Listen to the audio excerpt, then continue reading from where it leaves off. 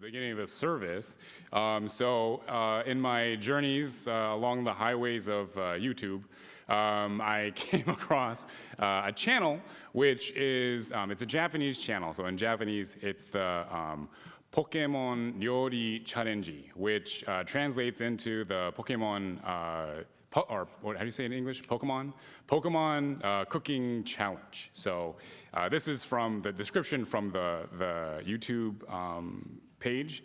And so it says, what if Pokemon could cook? This channel uses the latest AI technology to bring that world to life. This is an unofficial fan-made project. This video is an original work of fan content created by the Pokemon theme. All characters, designs, and assets of the video are uniquely generated using AI technology. No official materials have been used. All rights to Pokemon are related to characters, logos, and materials belong to Pokemon Company, Nintendo, Game Freak Incorporated, and Creatures Incorporated. This video is not commercial purposes and published in Creative Fan-Made Project. All right, so I'm not infringing on any copyright because they're infringing on the copyright, so it's fine.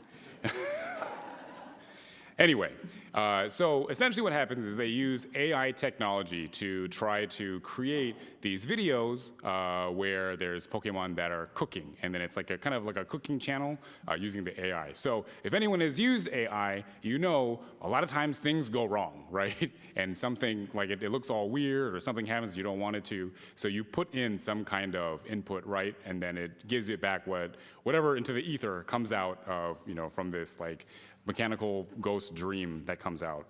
So it ends up being kind of hilarious, and like the videos are really short. They're like a minute, 2 minutes long. And so there's like this Japanese narration that goes over it. But you don't need the narration to see what's going on because it's just saying what's going on. So you don't, it doesn't add anything to it. But I did translate one of these particular videos to show to you today so that you can kind of get the gist of it. And if you like it, you can watch it. I'm actually not sure if you'll find it if you search it in English, maybe, but I don't know. Anyway, so let's see if I could get the input to my laptop. All right. Okay. They talk quick in Japanese. I'm going to try to keep up, okay? All right, let's see. I'm going to try to. Okay.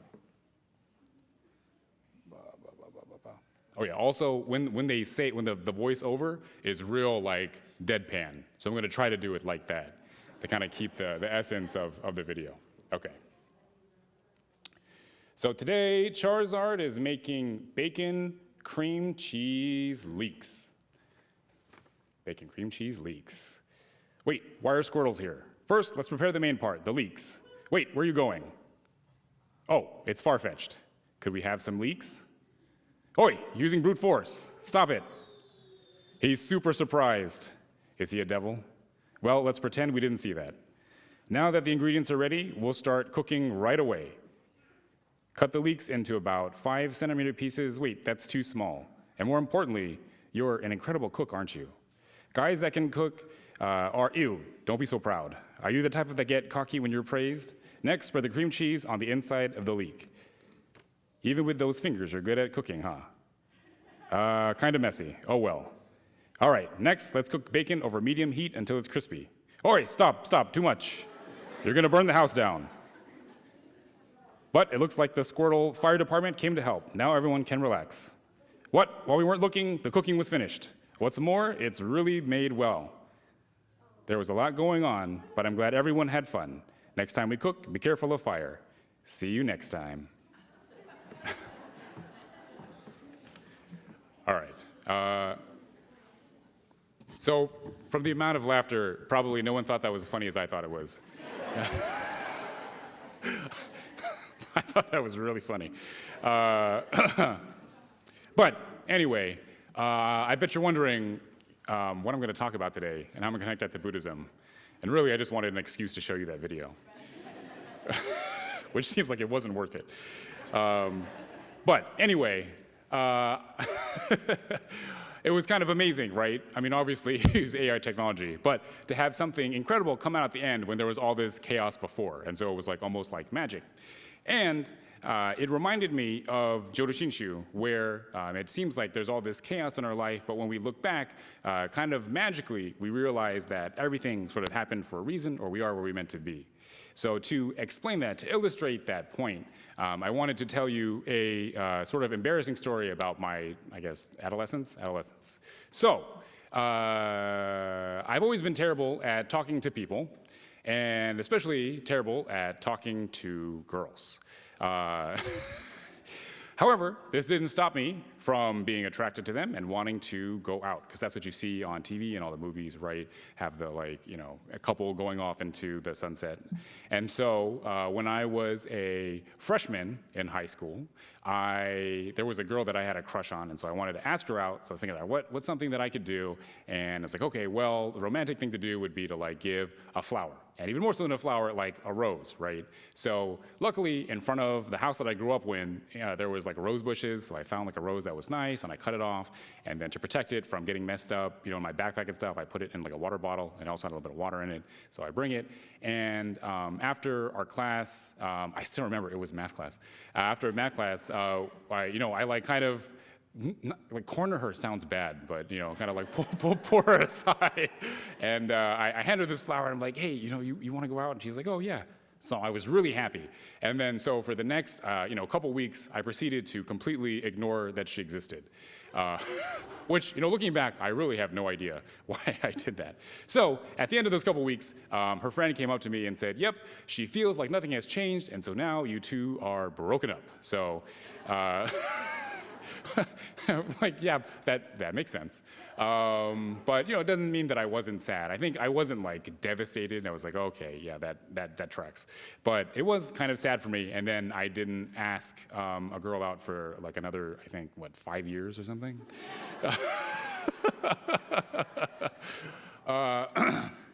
And so, let's see.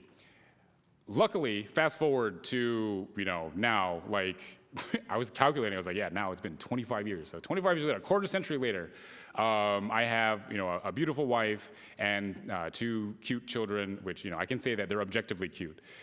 So I have this wonderful family, and, you know, if you had taken those two and put them next to each other, it kind of seemed like, you know, a magic trick where, like, something so incredibly awkward and terrible turned into this, like, happily ever after that I wanted. And so how, you know, is that possible? So from the Jodo Shinshu perspective, we can't alter the past. And so, you know, a lot of times in like the Buddhist literature, this is put in terms of like karma. So our karmic circumstances, we have to live them out. They have to be born in some way through us, right? From whatever happened in the past, we have to deal with those consequences. However, at the same time, by opening up ourselves to Amida Buddha, to infinite wisdom and compassion, we can transform what the past means to us. We can transform our perspective. And so in doing so, it allows us to appreciate and recognize how it's wonderful that things happened as they did, because otherwise we wouldn't be where we are today. So over the course of, you know, those years, I was able to get another girlfriend or two somehow. But I recognized this within myself as sort of a weakness. And so as, you know, many young men are, I was full of pride. And so even though I noticed some, you know, other guys were kind of good at, you know, talking to the ladies, I didn't want to go up and be like, hey, man, can you, like, teach me how to do that? Because that's weird. Or maybe it's not, you know, maybe it's cool. Maybe they would have been totally fine. Either way, I kind of like watched and observed and kind of see, you know, like what works on what happens in, you know, in TVs and stuff, movies, what I could do to help myself. And I started to sort of build maybe on the stuff that I had. And it really kind of culminated in Japan, where I was already going out with who would eventually become my wife. However, so we were doing long distance at this time. And in Japan, I was in this international program where I got along with Koreans. For whatever reason, our attitudes, I guess, align. So, and especially like the Korean women. So they were able to teach me about their culture And they did it in a way that was essentially telling me what to do. But it wasn't weird because we came from different cultures. So like, yeah, in Korean cultures, the men, they do this, right? They'll cook the meat and then they cut it and they put it on our plates, and that's like the thing to do, right? And so it's stuff like that. We're like, oh yeah, in the Korean culture, right? If you buy your girlfriend a necklace, you have to like put it on her. You can't just give it to her. You have to take it out of the box and then like put it around her neck because that's so romantic. So stuff like that. Where like there's things about the relationship that I was able to learn on top of just like stuff like in general, where they were like, yeah, if you're talking to someone on the phone, the man hangs up first. And I was like, oh, okay, I guess that makes sense, that's manly. And then also just kind of general things where if you have friends come over, you're supposed to vacuum and like tidy up your dorm room. You can't just like have it all messy, because they're like rubbing their hands on the floor like, when was the last time you vacuumed? Like, oh, sorry. I was really lucky in the sense that I had sort of like, even though they were all younger than me, like a bunch of like big sisters that were helping me learn, how to live life, how to be respectful, how to be grateful, and then also, how to be like a good partner in my relationship. And so because sort of under the veil of like teaching different cultures, they were able to really, support me and tell me, what I should do. I was able to then incorporate that into my relationships, not just with my wife, but with all the people around me. And it helped me to look back and realize that without seeing myself as someone who needed, maybe a little bit of help, that could use a little bit of support in my life in these categories, I wouldn't have achieved what I have so far. So I'm very happy that, I was sort of awkward and had that terrible experience. I think she's doing okay now. I don't know. Well, I don't really talk to people from high school. It's not like anything personal, but we were friends afterwards, so it's all good. But it's up to us to make that change, to have that self-awareness. So if you could please join me in Gasho. See, I told you I would connect it to the Pokemon somehow, right? All right, please join me in Gasho.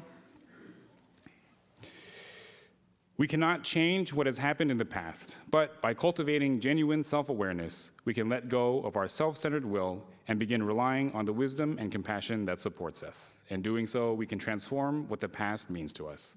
Namo Amida Butsu. Namo Amida Butsu. Namo Amida Butsu. Namo Amida Butsu.